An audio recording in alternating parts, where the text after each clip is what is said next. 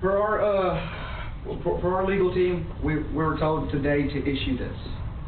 So, What are you talking about? We were told to issue this, Why? because work has been performed without an official permit. That is our personal. And we need to document. We shouldn't again, to tell him getting closer to look at it. So I think this permit is voided. I'm not too sure. By who? By when? We'll go ahead and look at it. How is it voided? Get back. How is it voided? I would have to check the system, but our system right now shows there's no permit. There is one. This permit was revoked.